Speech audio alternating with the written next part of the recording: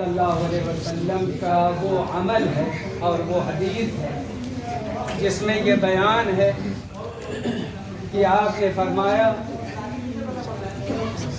افضل صلاۃ المرء فی بیتہ الا المکتوبہ، آدمی کی سب سے افضل نماز وہ ہے جو اس کے گھر میں پڑھی جائے سوائے فرض کے، کہ اس کے لیے لازم ہے کہ وہ مسجد میں آ کر کے پڑھے۔ آپ جانتے ہیں کہ تمام لوگوں کے گھر مسجد نبوی کے پاس نہیں تھے، کچھ لوگوں کے گھر قریب تھے، کچھ لوگوں کے دور تھے، یہاں تک کہ بنو سلمہ کے لوگ دور رہتے تھے۔ تو ان لوگوں نے خواہش ظاہر کی کہ ہم لوگ زمین لے لیتے ہیں مسجد نبوی کے قریب تاکہ مسجد میں آنا جانا ہمارے لیے آسان ہو جائے۔ تو نبی صلی اللہ علیہ وسلم نے فرمایا دیارکم ترکب آثارکم، اپنے اسی گھر میں دور رہو، تمہارا آنا اور جانا لکھا ہے۔ تم لوگ جو آتے ہو قدم چل چل کر کے اور قدم چل کر کے جو جاتے ہو، ہر قدم پر ایک درجہ بلند ہوتا ہے اور ایک گناہ مٹتا ہے۔ تو آپ یہ جانتے رہیے کہ دور سے آنے میں خسارہ نہیں۔ میں یہ روایت ذکر کر کے بتانا چاہتا ہوں کہ جب آدمی کی سنت اور نفل گھر میں جا کر پڑھنا افضل ہے، تو جو آدمی دور رہتا ہے ظاہر ہے جائے گا، کسی کو 10 منٹ لگا، کسی کو 15 منٹ لگے اور کسی کو 5 منٹ لگے۔ اس کا مطلب یہ ہوا کہ جب وہ پہنچا ہے اپنے گھر جماعت ختم ہونے کے بعد تو 10-15 منٹ کی تاخیر ہوئی، پھر گھر میں گیا اور اس نے سنت پڑھی۔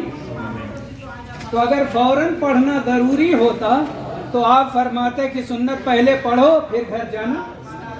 آپ نے یہ نہیں کہا تمہارا ساری نفل اور سنت گھر میں پڑھنا افضل ہے مسجد سے۔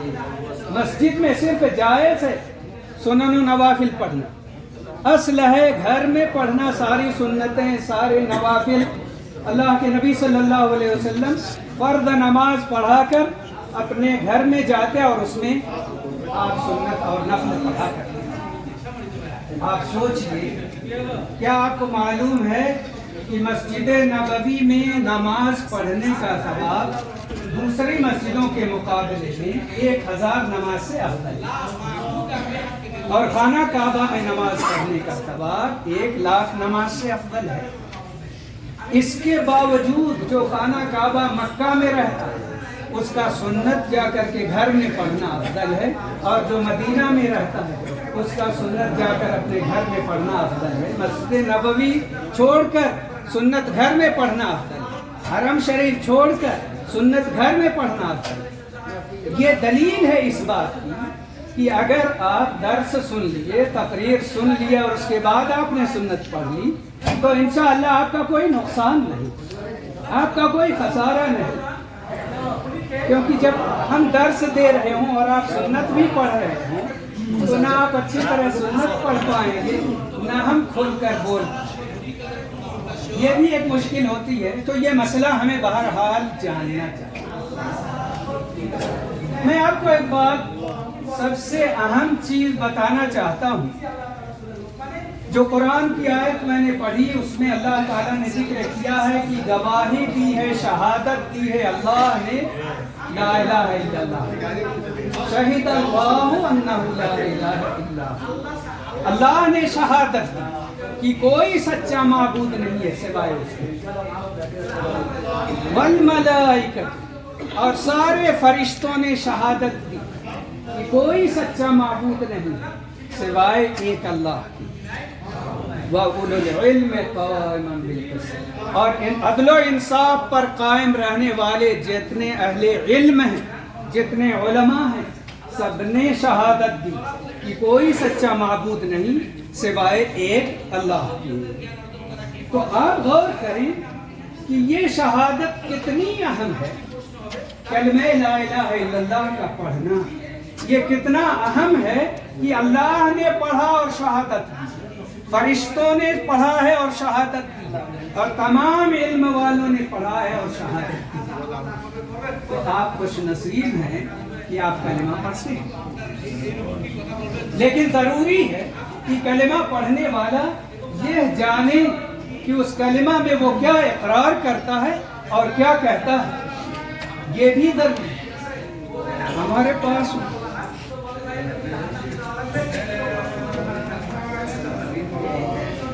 تو پھر جی یہ ذرا تقسیم کر دیں ان لوگوں کو نمبر، تاکہ درس کے بعد ان کو گفٹ بھی دے دیا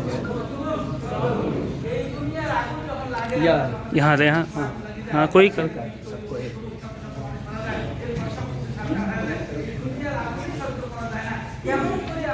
تو میں ذکر کر رہا تھا شہادت کی، کہ یہ کلمہ شہادت بہت ضروری ہے، مگر میں آپ کو یہ بھی بتاؤں کہ صرف زبان سے کلمہ پڑھنا کافی نہیں۔ اگر صرف زبان سے کلمہ پڑھنا کافی ہوتا تو میں سمجھتا ہوں دنیا میں کوئی کافر نہ رہتا، کلمہ پڑھ لیتا، اس کے بعد جو چاہتا کرتا، جیسے چاہتا زندگی گزارتا۔ اور میں تو ایسے لوگوں کو جانتا ہوں، ایسے کافروں اور ہندوؤں کو جانتا ہوں پہلے لائن کو جس پہلے کلمہ یاد ہے، کلمہ بھی یاد ہے، سورہ فاتحہ یاد ہے، قل هو اللہ احد یاد ہے، پہلے لائن کو پہلے دو، دوسرے کو پھر دو، قل اعوذ برب الناس یاد ہے، یہ ساری صورتیں یاد ہیں، اور کافر کے کافر، کیونکہ وہ مسلمانوں کے ساتھ رہتا ہے، سن سن کے اس نے یاد کر لیا۔ کہو سورہ فاتحہ سناؤ، سنا دیتا، لیکن مسلم لو اسی لیے ایمان کس چیز کو کہتے ہیں؟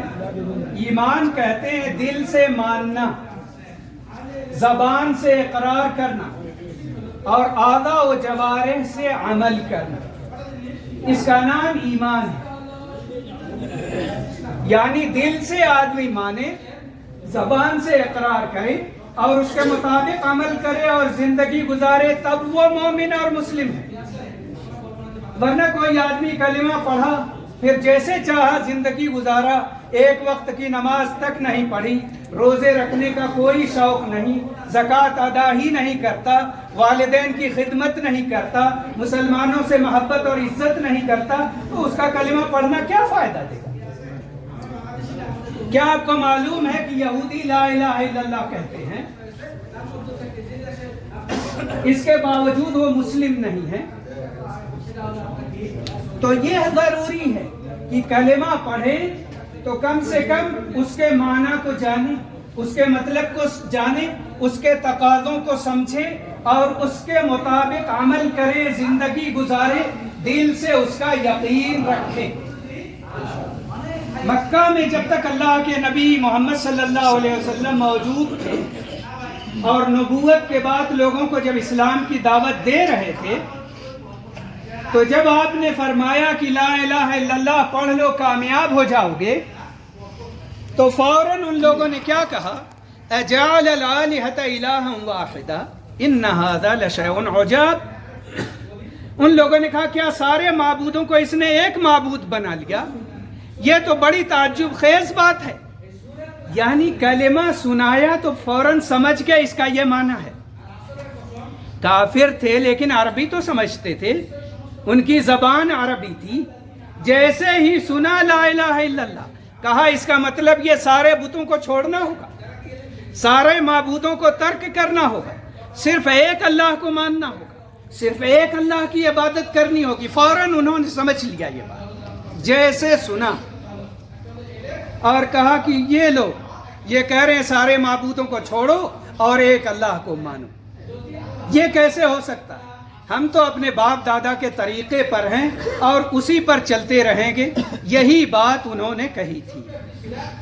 اور ہم لوگ بچپن کے مسلمان، لیکن کلمہ کا معنی پوچھو تو کوئی کہتا ہے سب کچھ اللہ سے ہونے کا یقین اور دوسروں سے کچھ نہ ہونے کا یقین۔ یہ کلمہ کا معنی نہیں ہے۔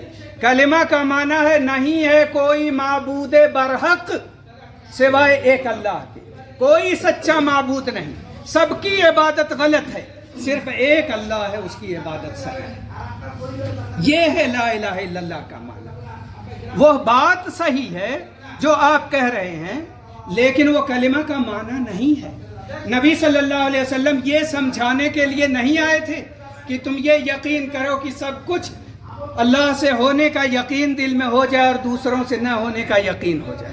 یہ بات تو سب سمجھتے تھے. کسی بھی ہندو سے پوچھو کہ بارش کون برساتا ہے تو کہے گا اوپر والا. اس سے پوچھو پودے کون اگاتا ہے کہے گا اوپر والا. تمہاری زندگی اور موت کا مالک کون ہے کہے گا اوپر والا. پوری دنیا کو چلانے والا کون ہے کہے گا اوپر والا. اللہ وہ نہیں کہتا لیکن اوپر والا کہتا, اور اوپر والا وہی اللہ ہے. ان ربکم اللہ الذی خلق السماوات والارض فی 6 ایام ثم استوى علی العرش. تمہارا رب وہی ہے جس نے آسمانوں اور زمین کو 6 دن میں پیدا کیا اور پھر عرش پر مستوی ہو گیا. تو وہی ہے, وَهُوَ الْعَلِيُّ الْعَظِيمُ. وہی علی ہے, بلند وہی ہے. وَهُوَ الْقَاهِرُ فَوْقَ عِبَادِهِ. وہی غالب اور اوپر ہے اپنے بندوں کے. آمنتم من فی السماء. کیا تم بے ڈر ہو گئے ہو اسے جو اوپر ہے آسمانوں میں. تو اللہ نے اپنے آپ کو اوپر بتایا ہے کہ وہ اوپر ہے. اور نبی صلی اللہ علیہ وسلم نے ایک لونڈی سے پوچھا تھا, جس لونڈی کو اس کے مالک نے تھپڑ مار دیا تھا اور پھر انہیں افسوس ہوا, اور نبی صلی اللہ علیہ وسلم سے انہوں نے آ کر کہا کہ میری لونڈی ہے, بکریاں چراتی تھی, ایک بکری کم ہو گئی تو میں بھی انسان ہوں, مجھ کو بھی غصہ آتا ہے جیسے سارے لوگوں کو غصہ آتا ہے. مجھے غصہ آیا اور اس کو تھپڑ لگا دیا. تو کہا کہ میں سوچ رہا ہوں کہ اس بیچاری کی کیا غلطی ہے, اگر بھیڑیا ایک بکری اٹھا لے گیا تو وہ کیا کر سکتی ہے, تو میں کیا کروں. انہوں نے پوچھا نبی صلی اللہ علیہ وسلم سے, تو آپ نے فرمایا اس کو بلا لاؤ.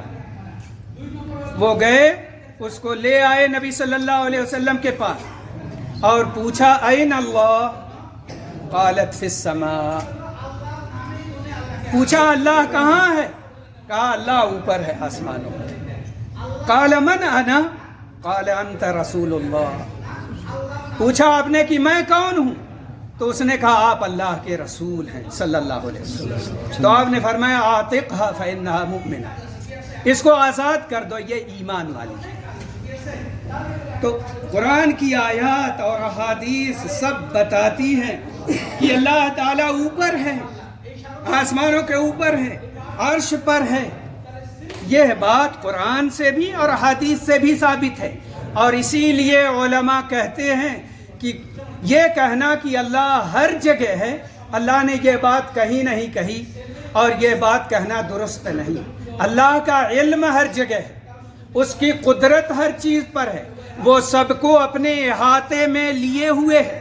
اس کے احاطے اور گھیرے سے کوئی باہر نہیں ہے.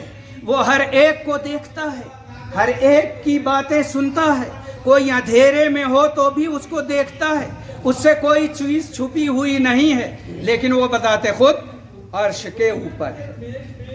اللہ ہمارے جیسا نہیں ہے.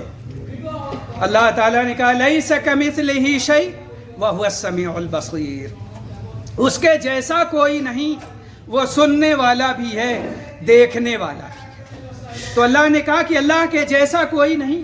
ہم لوگ مسجد میں ہیں تو مسجد کے اندر کی چیزیں تو دیکھ رہے ہیں, مسجد کے باہر کی چیز نہیں دیکھ رہے ہیں.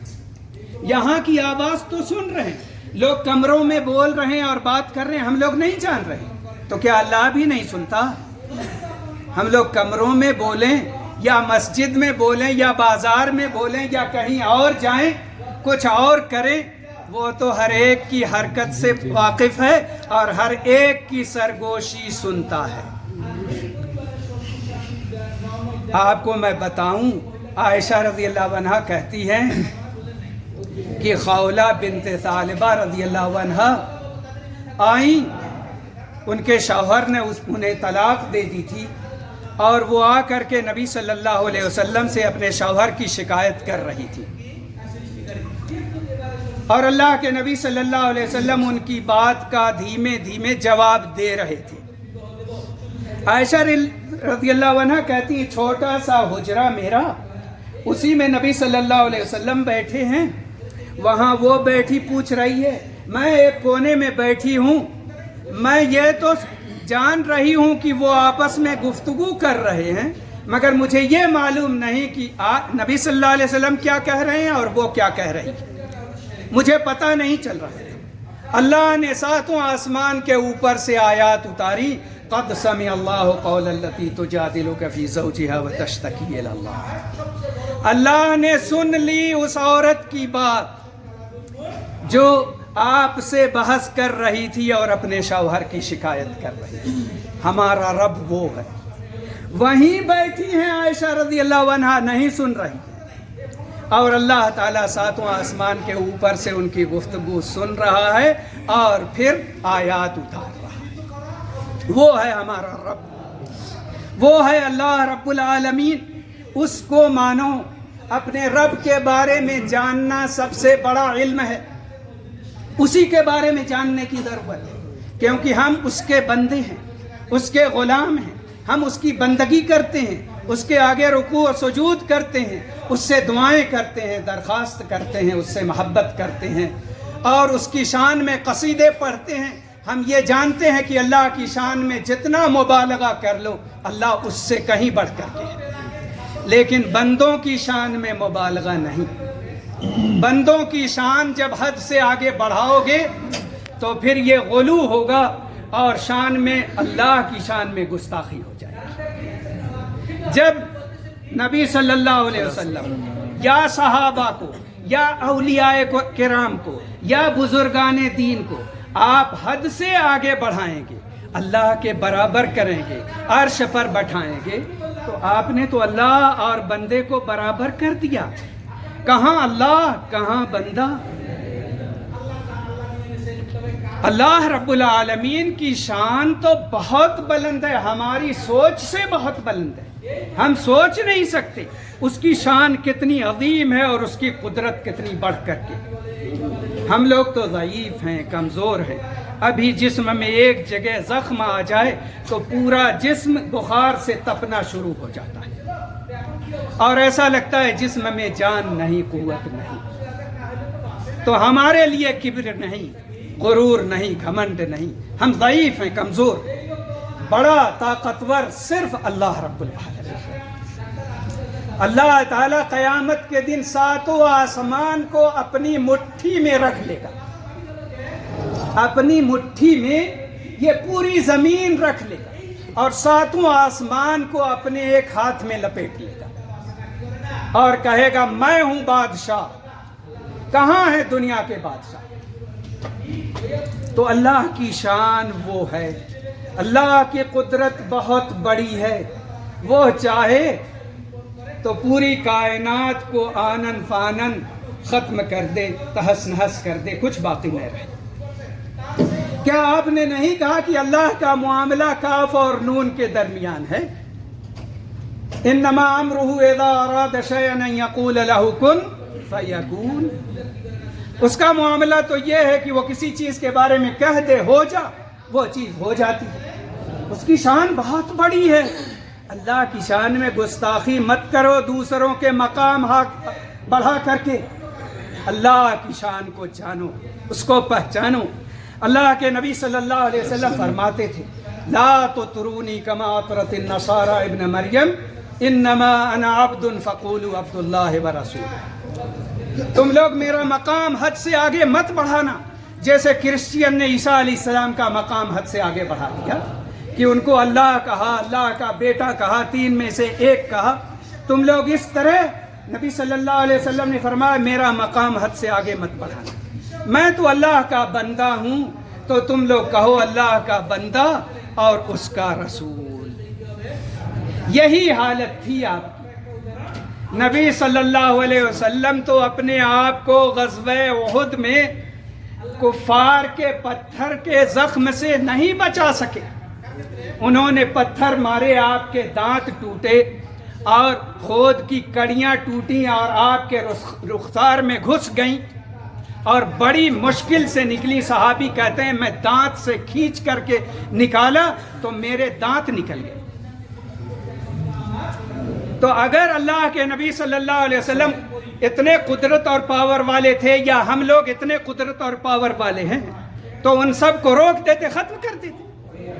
لیکن نہیں، نبی صلی اللہ علیہ وسلم تمام لوگوں میں سب سے افضل و بہتر، سب سے زیادہ اللہ سے ڈرنے والے، سب سے زیادہ اللہ کے حکم پر چلنے والے، مگر وہ اللہ کے بندے تھے، اللہ نہیں تھے، اللہ کے بیٹے نہیں تھے، عرش پر بیٹھنے والے نہیں تھے، زمین پر رہنے والے تھے، ماں کے پیٹ سے پیدا ہوئے تھے، ان کے والد تھے، ان کی والدہ تھی، ان کے دادا تھے، ان کا خاندان تھا، انسان تھے، ان کو بھی تکلیف ہوتی تھی، درد ہوتا تھا، بیمار ہو جاتے تھے، درد سے تڑپ اٹھتے تھے، مرض الموت میں آپ نے کہا لا الہ الا اللہ ان للموت لسکرات، کوئی سچا معبود نہیں ہے سوائے اللہ کے، موت کی سختی بہت ہے۔ یہ حالت تھی رسول اللہ صلی اللہ علیہ وسلم کی، جن سے بہتر انسان اس دنیا میں نہیں آیا، اس کے باوجود بندے تھے، بندگی کرتے تھے، رکوع کرتے تھے، سجدہ کرتے تھے، نماز پڑھتے تھے، درخواست کرتے تھے، اللہ کے سامنے روتے تھے، گڑ گڑاتے تھے، معافی مانگتے تھے۔ عائشہ رضی اللہ عنہا نے کہا اللہ کے نبی صلی اللہ علیہ وسلم اتنی تکلیف آپ کیوں کرتے، اتنی دیر تک نماز تہجد میں آپ کھڑے رہتے ہیں، آپ کے پاؤں سوج جاتے ہیں اور کبھی پھٹ جاتے ہیں، ایسے ہی بخاری شریف میں حدیث ہے، پھٹ جاتے ہیں اور ایک روایت میں سوج جاتے ہیں، آپ اتنی تکلیف کیوں کرتے ہیں؟ آپ نے فرمایا افلا اکون عبدا شکورا، کیا میں شکر گزار بندہ نہ بنوں؟ جب اللہ نے مجھ پر اتنا احسان کیا تو اب میرے لیے ضروری ہے کہ میں اس احسان کا کچھ تو خیال رکھوں، اللہ کے آگے رکوع و سجود کروں، اس کی عبادت کروں اور اس سے لو لگاؤں، اس سے محبت کروں، اس کا ذکر کروں۔ تو اللہ کے نبی صلی اللہ علیہ وسلم کی زبان اللہ کے ذکر سے تر و تازہ رہتی تھی مسلسل۔ آپ نے فرمایا اللہم انی عبدک ابن عبدک ابن امتک ناصیتی بیدک ماض فی حکمک عدل فی قضاؤک اسألک بکل اسم هو لک سمیت به نفسک او انزلته فی کتابک او علمته احدا من خلقک او استأثرت به فی علم الغیب عندک ان تجعل القرآن العظیم ربیع قلبی ونور صدری وجلاء حزنی وذہاب ہمی۔ کہا اے اللہ میں تیرا بندہ ہوں اور تیری بندی کا بیٹا ہوں، میری پیشانی تیرے ہاتھ میں، تو جدھر چاہے مجھے لے کر کے جا، میرے اوپر تیرا فیصلہ چلتا ہے، تو جو چاہے حکم دے، میں تو بندہ ہوں، تیرے حکم پر عمل کرنے کے لیے تیار ہوں، اور جو تو فیصلہ کرے تیرا سارا فیصلہ ہے اللہ سچا ہے میرے بارے میں۔ تو آپ دیکھیے نبی صلی اللہ علیہ وسلم کس طرح تھے، مگر ہم مسلمانوں نے نہ اللہ کی قدر کی نہ نبی صلی اللہ علیہ وسلم کی قدر کو جانا، کسی کے مقام کو بڑھا دیا، کسی کے مقام کو گھٹا دیا، یہ دینداری نہیں ہے، سب کو اس کے مقام پر رکھو۔ آپ مدیر نہیں ہیں، عامل ہیں، تو میں کہوں کیف حالک مدیر، تو آپ کہیں کہ دیکھو یہ مذاق کر رہا ہے میرے ساتھ۔ ایک آدمی دبلا پتلا ضعیف اور کمزور ہے، آپ کہیں گے کہ یہ پہلوان کیا حال ہے، تو وہ کیا سمجھے گا مذاق کر رہے ہیں، وہ پہلوان تو نہیں ہے۔ تو سب کو اس کے مقام پر رکھو، کسی کو اس کے مقام سے اوپر اٹھانا یہ اس کی عزت نہیں ہے۔ نبی صلی اللہ علیہ وسلم کو اللہ کا رسول ماننا ہی سب سے بڑی عزت ہے ان کے لیے، کیونکہ کوئی اور دوسرا رسول نہیں ان کے آنے کے بعد۔ تو ان کو اللہ کا رسول جاننا، ان کا معراج پہ جانا، جنت و جہنم دیکھنا، یہ بڑی عزت اور شرف کی بات ہے جو اللہ تعالیٰ نے ان کو عطا کیا تھا۔ تو جو اللہ نے ان کو دیا اسی پر رہو، اس سے زیادہ اپنی طرف سے مت بولو، ان کی شان میں وہ باتیں مت کہو جو باتیں اللہ کو زیب دیتی ہیں، یہ مت کہو وہی جو مستوی عرش تھا خدا بن کر اتر پڑا ہے مدینے میں مصطفیٰ بن کر۔ آخر کوئی آدمی تو یہ شعر کہا ہے، یعنی جو اللہ ہے وہی مصطفیٰ ہے، کتنی غلط بات ہو گئی، اللہ کو بندہ بنا دیا۔ ہم لوگ اللہ کو اللہ جانیں، نبی صلی اللہ علیہ وسلم کو ان کا مقام دیں، دین اسلام کو پہچانیں اور دین اسلام پر قائم رہیں اور کبھی بھی توحید سے ہٹنے نہ پائیں، کیونکہ سب سے اہم چیز یہی ہے کہ ہم موحد بنیں، ایک اللہ کو ماننے والے بنیں۔ دنیا میں دوسروں کو ماننے والے، دوسروں کے آگے جھکنے والے بہت ہیں، لیکن ایک اللہ کو ماننے والے اور ایک اللہ کی عبادت کرنے والے کم ہیں، توحید والے لوگ کم ہیں۔ مسجدیں ہم لوگوں کے ہاں غیر آباد ہیں اور مزار اور خانقاہیں آباد ہیں۔ مسجدوں کو آباد کرو۔ جو حالات ہمارے ملکوں کے چل رہے ہیں، آج نماز نہیں پڑھتے، کل چاہو کہ پڑھنا تو ہو سکتا ہے کہ پڑھنے کے لیے نہ موقع ملے یا اجازت نہ ملے، ہو سکتا ہے مسجدیں ڈھونڈو تو نہ ملے۔ کیا پتہ جس طرح حالات بدل رہے ہیں اور جس طرح لوگ اسلام سے دور رہ رہے ہیں اور دور ہو رہے ہیں، کتنے کافر بن رہے ہیں اور کتنی لڑکیاں کافر بن کر کافروں کے ساتھ شادیاں کر رہی ہیں، یہ سب اسلام سے دوری ہی کی وجہ سے ہے۔ وہ اپنے رب کو نہیں جانتے اور نہ یہ کافر ہونے والے لوگ اسلام کو جانتے۔ ان کو اسلام بتاؤ، دین اسلام ہے کیا چیز، اللہ کی شان کیا ہے، دین اسلام کی تعلیمات کیا ہیں۔ اللہ پاک نے کہا فَلَا تَمُوتُنَّ إِلَّا وَأَنْتُمْ مُسْلِمُونَ، تم لوگ نہ مرنا مگر مسلم ہی، مسلم رہنا، مسلم جینا، مسلم بن کر کے زندگی گزارنا اور مسلم ہی کی حالت میں وفات پانا۔ تو اللہ کا تو یہ حکم ہے۔ اور آپ کو میں بتاؤں، یعقوب علیہ السلام نے اپنے بیٹوں کو جمع کیا تو کہا کس کی عبادت کرو گے میرے بعد؟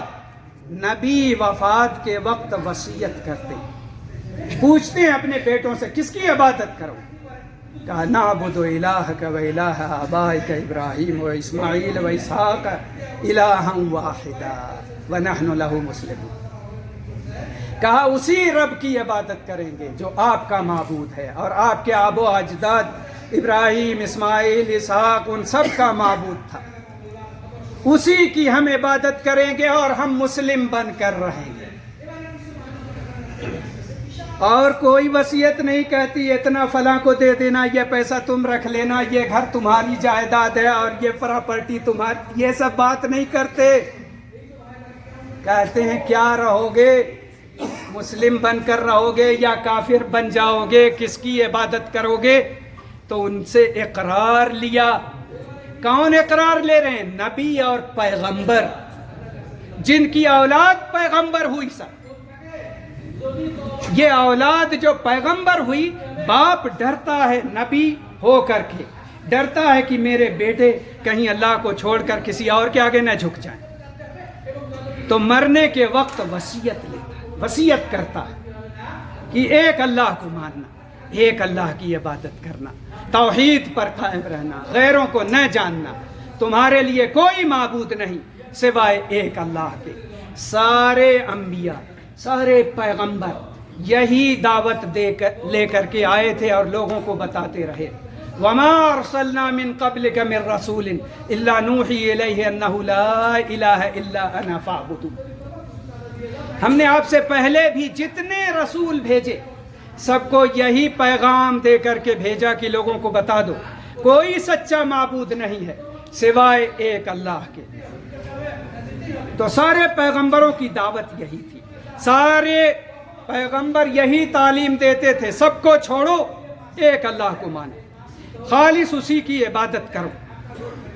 اور اللہ کے رسول صلی اللہ علیہ وسلم نے اپنے پیغمبر بننے کے بعد یہ بتا دیا کہ اب جب میں اللہ کا رسول بن کر کے آیا ہوں تو اب دنیا کے سارے انسان اور جنات کے لیے لازم ہے کہ وہ میری رسالت کو تسلیم کریں۔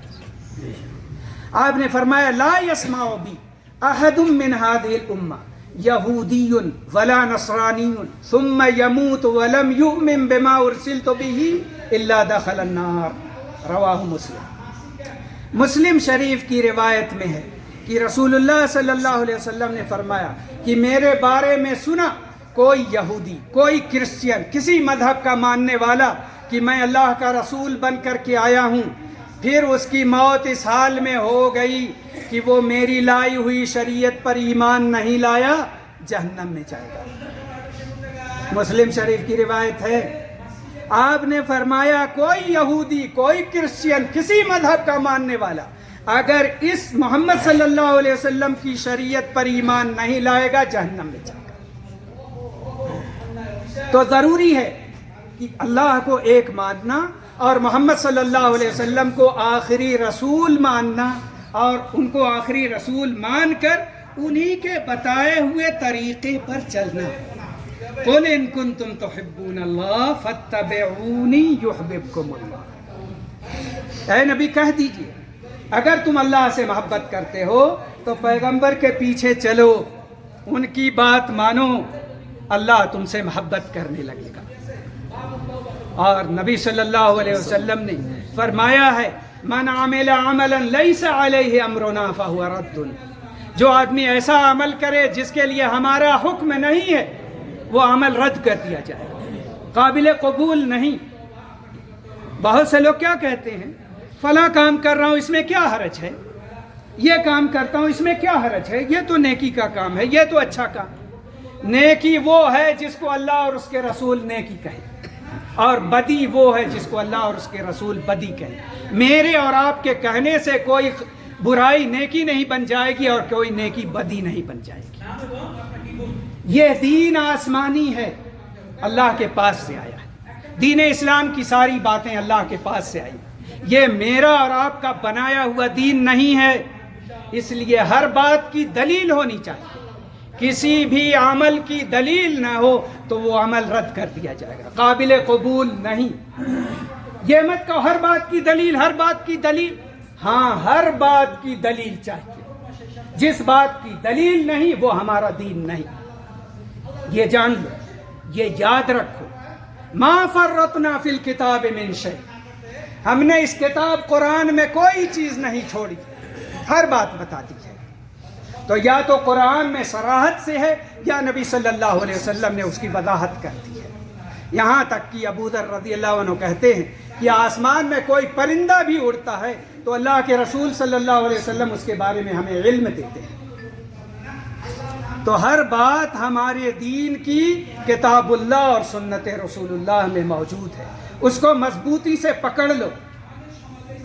آپ نے فرمایا ترکت فیکم امرین لن تضلوا ما تمسکتم بہما کتاب اللہ و سنت نبی۔ میں تم میں دو چیز چھوڑ کر کے جا رہا ہوں، اللہ کی کتاب اور اس کے نبی کی سنت، اس کو مضبوطی سے پکڑے رہو گے تو کبھی گمراہ نہیں ہوگے۔ یہی دو چیزیں ہیں، باقی میری بات، آپ کی بات، فلاں کی بات، فلاں کی بات، وہ اللہ اور رسول کی بات نہیں ہو سکتی جب تک ہم حوالہ نہ دیں کہ یہ اللہ کی بات ہے اور یہ رسول کی بات ہے۔ ہماری باتوں کا کوئی اعتبار نہیں، اعتبار یا بات معتبر ہے صرف اللہ کی اور صرف اس کے رسول محمد صلی اللہ علیہ وسلم۔ تو اسی پر مسلمانوں کو قائم رہنا چاہیے اور اپنے رب کو اپنا معبود برحق سمجھ کر ہر قسم کی عبادت کو اس کے لیے خاص کرنا چاہیے، اور دوسروں کے آگے جھکنا، دوسروں سے ڈرنا اور دوسروں کے آگے ہاتھ پھیلانا، یہ ساری چیزیں ایک انسان کو اللہ سے دور کر دیتی ہیں، بے دین کر دیتی ہیں۔ بیمار پڑو گے تو اللہ شفا دے گا، وَإِذَا مَرِضْتُ فَهُوَ يَشْفِينِ، میں بیمار پڑتا ہوں تو وہی شفا دیتا ہے، بھوک لگتی ہے تو وہی کھانا کھلاتا ہے، پیاس لگتی ہے وہی پانی پلاتا ہے، ننگے ہیں تو وہی کپڑے پہناتا ہے، وہ نہ دے تو فقیر ملنگ ہو جائے گے، کچھ نہیں رہے گا ہمارے پاس۔ اس لیے اپنے رب کو پہچانو، اس کی قدرت کو جانو، اس پر ایمان رکھو، اسی کی خالص عبادت کرو، اور سارے مسلمانوں کو اپنا بھائی جانو، کیونکہ جو اہل ایمان ہیں وہ ہمارے بھائی ہیں۔ ہم ان سے دشمنی نہیں کریں گے، ان سے اختلاف نہیں کریں گے، اختلاف ہوگا تو اللہ اور اس کے رسول سے اپنے مسائل حل کرا لیں گے، مگر دل کو صاف رکھیں گے، اپنے مسلمانوں کے تعلق سے اچھے جذبات رکھیں گے۔